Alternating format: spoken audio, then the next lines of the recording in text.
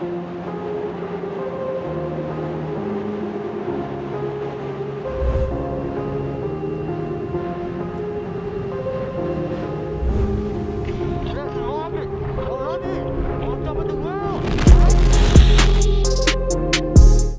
Feet की गहराई में खौलता हुआ लावा था। इस खौलते हुए ज्वालामुखी की दीवारों पर वो एक चट्टानी पत्थर के सहारे लटका हुआ था।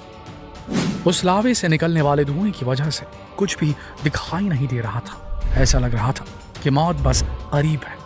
लेकिन तभी हेलीकॉप्टर से एक रस्सी नीचे आती है, लेकिन रस्सी उससे 8 फीट दूर थी। अगर आज उसे अपनी जान बचानी थी तो उसे 8 फीट लंबी छलांग मारकर उस रस्सी को पकड़ना था। लेकिन अगर थोड़ी सी भी गलती हो जाती तो शायद उसकी हड्डियां भी नहीं मिलती।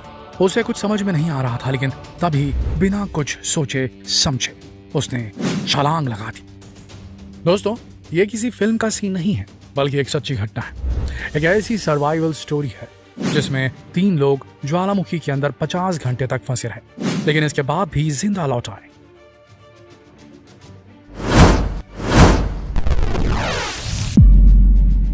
आज से करीब 24 साल पहले हॉलीवुड की एक बेहतरीन फिल्म बनाई जा रही थी। इस फिल्म का डायरेक्टर ये चाहता था कि इस फिल्म में ज्वालामुखी के कुछ सीन फिल्माए जाए, लेकिन ज्वालामुखी के सीन को दिखाने के लिए डायरेक्टर ये बिल्कुल भी नहीं चाहता था कि उसमें किसी तरह के VFX या एनिमेशन का इस्तेमाल हो। तो ज्वालामुखी के सीन को बिल्कुल ओरिजिनल रखना चाहता था। लेकिन परेशानी ये थी कि एक जलते हुए ज्वालामुखी की शूटिंग करना बहुत ही ज्यादा मुश्किल था। इस क्लिप को हेलीकॉप्टर की मदद से शूट किया जाना था, लेकिन कोई भी पायलट ज्वालामुखी के ऊपर अपने हेलीकॉप्टर को लेकर जाना नहीं चाहता था। तभी लोगों की जुबान पर हॉस्किंग का नाम आया। हॉस्किंग उस वक्त के बेहतरीन पायलट थे। शूटिंग को पूरा करने के लिए हॉस्किंग से कहा गया कि उन्हें ज्वालामुखी के करीब अपने हेलीकॉप्टर को ले जाना है। आखिरकार वो वक्त आ गया जिस दिन इस शूटिंग को पूरा किया जाना था। वो दिन था 21 नवंबर। इस दिन को इसलिए चुना गया क्योंकि वैज्ञानिकों के अनुसार इस दिन इस ज्वालामुखी में हलचल होने वाली थी। डायरेक्टर ये चाहता था कि कैमरामैन उस पूरी हलचल को अपने कैमरे में रिकॉर्ड करे। पायलट, कैमरामैन और टेक्नीशियन शूटिंग को पूरा करने के लिए निकल पड़े। हेलीकॉप्टर अब ज्वालामुखी के इर्द गिर्द चक्कर काट रहा था। ज्वालामुखी के करीब पहुंचते ही कैमरामैन ने अपना काम शुरू कर दिया। 15 मिनट तक शूटिंग करने के बाद कैमरामैन ने पायलट से कहा, मुझे ज्वालामुखी के और करीब ले चलो, क्योंकि अब तक मैंने जो कुछ शूट किया है उसमें उतना मजा नहीं आ रहा। शायद इसी दिन के लिए हॉस्किंग को चुना गया था, क्योंकि हॉस्किंग एक बहुत ही अनुभवी पायलट थे। बिना हिचकिचाहट के वो हेलीकॉप्टर को क्रेटर के पास ले गए, ज्वालामुखी का वो हिस्सा जहां से लावा की बौछारें निकलती है। हेलीकॉप्टर अब ज्वालामुखी के ठीक ऊपर उड़ रहा था। हेलीकॉप्टर के पंखे की हवा से ज्वालामुखी के अंदर की गर्मी बाहर आने लगी। हर तरफ सिर्फ धुआं ही धुआं दिखाई दे रहा था।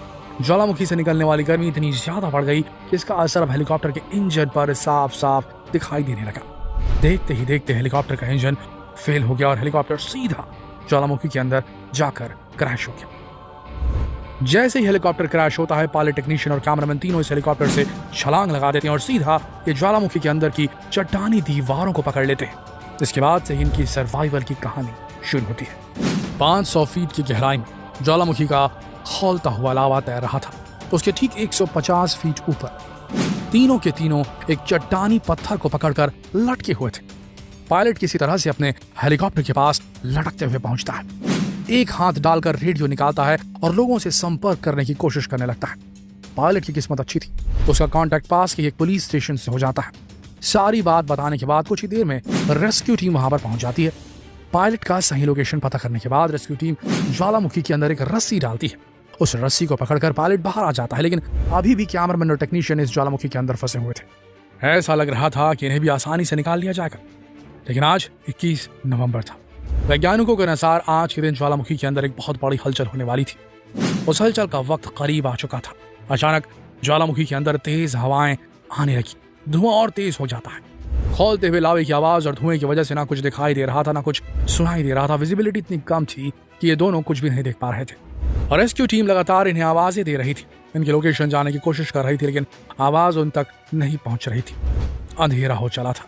रेस्क्यू टीम को ऐसा लगने लगा कि शायद इन लोगों की मृत्यु हो गई है, क्योंकि कई घंटों से दूसरी तरफ से कोई रिप्लाई नहीं आया था। आखिरकार पहली रेस्क्यू टीम पायलट को लेकर वहां से वापस चली जाती है। दूसरी रेस्क्यू टीम को पहुंचने में देर थी।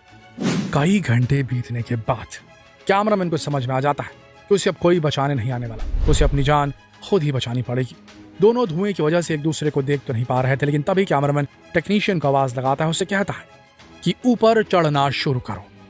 1 घंटे की चढ़ाई में दोनों 50 फीट ऊपर चढ़ जाते हैं, लेकिन इसके आगे खड़ी चट्टान आ जाती है जिस पर चढ़ना इतना आसान नहीं होता। इस खड़ी चट्टान को पार करने के लिए ये लोग रात भर कोशिश करते रहते हैं। सुबह हो जाती है, देखते ही देखते इनकी ये कोशिश 48 घंटों तक ऐसे ही चलती रहती है। आखिरकार कैमरामैन एक फैसला लेता है। उसे लगता है कि अगर उसने कोशिश नहीं की तो वो मर जाएगा। वो सोचता है कि अगर मरना ही है तो कुछ करके मरा जाए। बस यहीं से कैमरामैन लगातार चढ़ने की कोशिश करता है। पूरे 4 घंटे की कोशिश के बाद वो इस ज्वालामुखी से बाहर आ जाता है, लेकिन अभी भी टेक्नीशियन इसी ज्वालामुखी में फंसा हुआ था। ज्वालामुखी के छेद से वो सिर्फ 80 फीट नीचे हार मान जाता है और दोबारा चढ़ने की कोशिश ही नहीं करता। शारीरिक और मानसिक रूप से वो इतना ज्यादा थक चुका होता है कि उसे हेल्यूसिनेशंस होने लगते हैं, दृष्टि भ्रम होने लगते हैं। उसे अजीब अजीब चीजें दिखाई देने लगती। उसे लगता है कि कोई इंसान ज्वालामुखी के उस खौलते लावे में कूद रहा है। वो ये सोचने लगता है कि कहीं ये कैमरामैन ने आत्महत्या तो नहीं कर ली, लेकिन फिर वो अपने आप को संभालता है। 2 दिन का वक्त बीत चुका था। टेक्नीशियन की हालत बेहद खराब थी। कैमरामैन के पहुंचने के बाद रेस्क्यू टीम को उम्मीद थी कि शायद टेक्नीशियन जिंदा हो सकता है। एक के बाद एक बहुत सारी रेस्क्यू टीम वहां पर पहुंचती है। सभी ने टेक्नीशियन को तलाशने का भरसक प्रयास किया, लेकिन धुएं की वजह से टेक्नीशियन कहीं पर भी दिखाई नहीं दे रहा था। काफी घंटे बीतने के बाद रेस्क्यू टीम को यह लगने लगा कि अब टेक्नीशियन को ढूंढना नामुमकिन होगा, लेकिन फिर भी रेस्क्यू टीम के एक मेंबर ने वापस जाने से पहले एक आखिरी कोशिश करने की सोची। रेस्क्यू टीम का मेंबर हेलीकॉप्टर में बैठा और पायलट से कहा कि ज्वालामुखी के छेद के करीब ले चलो। जैसे ही हेलीकॉप्टर ज्वालामुखी के ऊपर उड़ने लगा, पंखे की हवा से ज्वालामुखी से निकलने वाला धुआं इधर उधर छटने लगा। इसी वक्त उन्हें टेक्नीशियन का चेहरा दिखाई दिया, लेकिन धुआं इतना ज्यादा था कि टेक्नीशियन उनकी आंखों के सामने से ओझल हो गया। रेस्क्यू टीम को भी पता चल चुका था कि टेक्नीशियन जिंदा है। वो तुरंत एक दूसरा हेलीकॉप्टर लेकर पहुंचे जिसके नीचे रस्सियों की एक टोकनी बंधी हुई थी। हेलीकॉप्टर इस टोकनी को लेकर ज्वालामुखी के ऊपर उड़ने लगता है। धीरे धीरे टोकनी को ज्वालामुखी के अंदर डाला जाता है। हेलीकॉप्टर इस टोकनी को इधर उधर हिलाने की कोशिश करता है ताकि टेक्नीशियन उसे देख ले। पायलट की तरकीब काम कर जाती है। टेक्नीशियन रस्सियों की टोकनी को देख लेता है, लेकिन टोकनी उससे 8 फीट दूर थी। वहीं ठीक नीचे खौलता हुआ लावा था।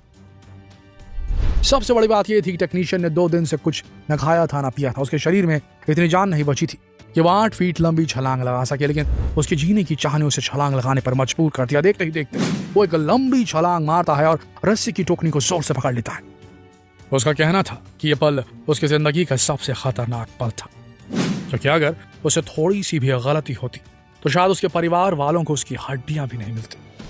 बाहर निकलने के बाद उसे तुरंत हॉस्पिटल पहुंचाया गया, क्योंकि ज्वालामुखी से निकलने वाली जहरीली गैस उसके फेफड़ों में भर चुकी थी। इस कहानी की सबसे हैरान करने वाली बात यह है, ये कहानी नहीं, एक घटना थी, एक असल घटना।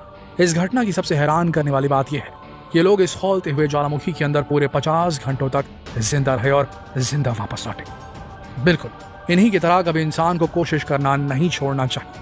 कई बार आखिरी कोशिश सफलता की सीढ़ी बनती है। इसीलिए दोस्तों, कोशिश करते रहिए।